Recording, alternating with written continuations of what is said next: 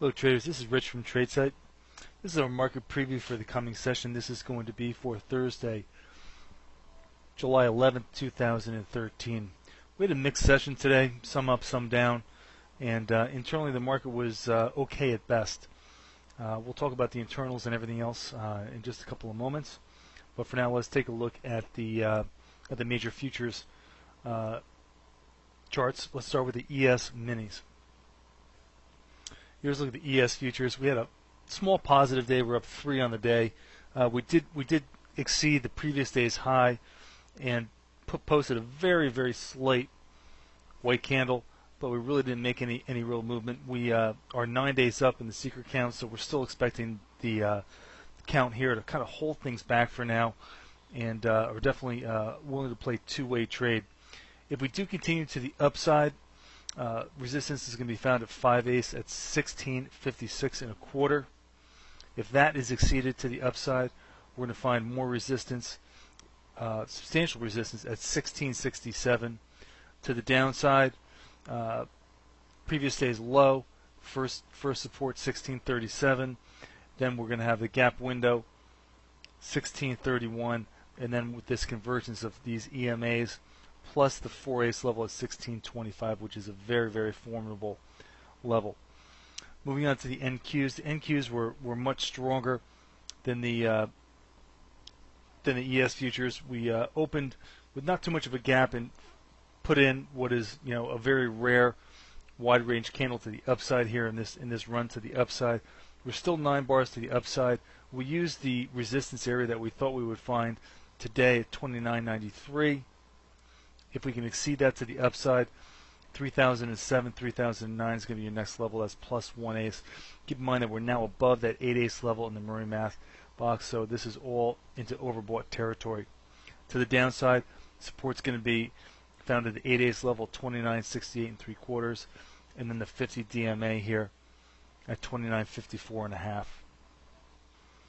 All right, take a look at the 10-day trend. That's the chart on the top. Below is the S&P. 10-day trend was fairly strong on the day. We're up we're at 1.35 on the close, so that moved the average up a little bit here. So we're moving back up towards that midpoint of the threshold here. So we're neither overbought nor oversold, and had a little bit of a build today in the 10-day average. All right, so looking at the cumulative advanced decline lines, we're plus a couple hundred issues on New York, which really didn't move the needle too much. We're plus 400 on NASDAQ. The NASDAQ did break it above the previous high. Now we're getting back up to the bottom of that regression channel. That regression channel could prove to be key resistance here on the NASDAQ side, so we have to see if that repels price, or if price wants to break back into this regression channel and challenge the old high, which would be a very positive thing overall for the market. All right, now looking at the BKX banking index, that's the blue line versus the S&P. You can see that the banks were fairly weak here. We got fairly extended here with a good lead to the upside, but they really weren't able to hold it. What you don't want to see is you don't want to see the banks start to roll down here without the S&P being able to make a new high. If the banks can kind of hold here, perhaps even pivot higher and put on some higher prices, that would be very welcome for the S&P, and perhaps put a new breakout into play. We haven't looked at the SOX versus the NDX in a while. This is the SOX NDX ratio chart. We broke above this key resistance area here, which was very positive. We pulled back down and used that for support and are trying to pivot back to the upside. Let me just flip this chart to the weekly time frame just to show you the importance of this, give you a little better perspective.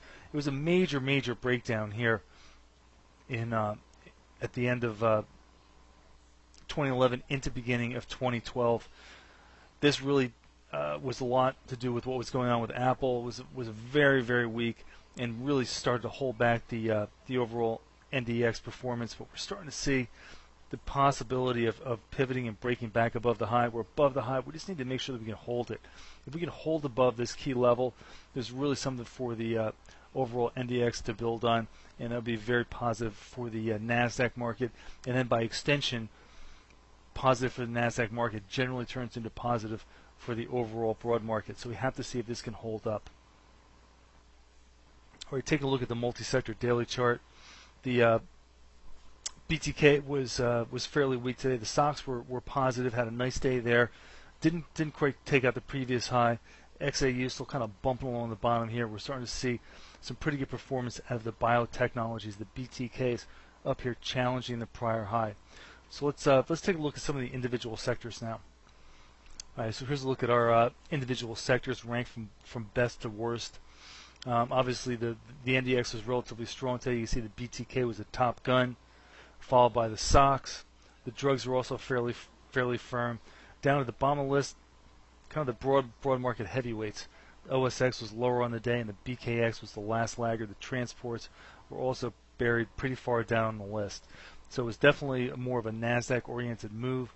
We'll have to see if we can get something to build on here on the NASDAQ side. Remember, the NASDAQ side starting to assert itself here would definitely be positive as the S&P could take a break here, take a breather. But if we can see momentum continues to develop in the overall NDX, that would be positive. All right, so here's a look at the BTK. We pretty much matched the previous high on the move here. We're now getting into the countdown phase. One thing to be aware of, though, is we're at plus 1/8 on the Murray Math box, which is back into the overbought territory. So we're going to have some resistance there. If we can break through that, the next resistance is going to come in at 21.25. Key support is going to be this 8/8 level at 2,000, which is also coincident with the 10 EMA. Taking a look at the SOX now. The SOX still has an active 13 exhaustion in place. We did bounce up higher here, but didn't really expand the range to the upside. We have this high opening up here that we weren't able to exceed.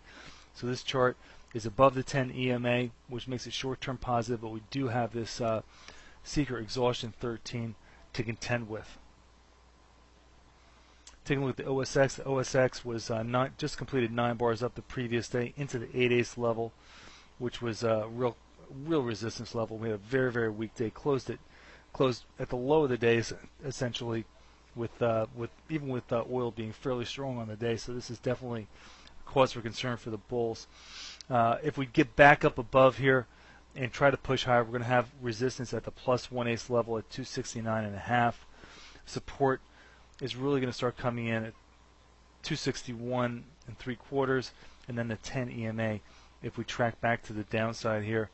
Keep in mind that MACD is in a positive state here. We crossed back above the zero line, but we didn't spend a whole lot of time here below the zero line to recharge.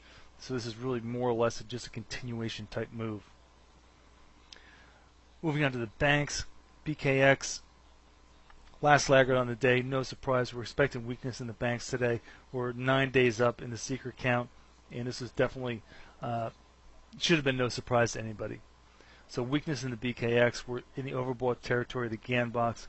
If they do pivot this and turn to the upside, 65.5 area is going to be key resistance, which is plus 2/8 on the Murray Math box, and also the risk level from this fresh seeker exhaustion signal. To the downside, this 8/8 area, 62.50 is going to be key support. It's one of the big 3 numbers on the Murray Math box. It's also the prior high here, and it's also roughly coincident with the 10 EMA. Gold didn't do too much on the day, but it was up on the day. We do have a positive MACD cross that's pretty fresh here, so there's a little bit of energy for this to build on. We did settle above the 10 EMA for the first time now in many moons, so we really need to get a follow through above that. We need to close above this day's high, and if we do so, we could turn this to short-term positive. Now taking a look at the oil futures.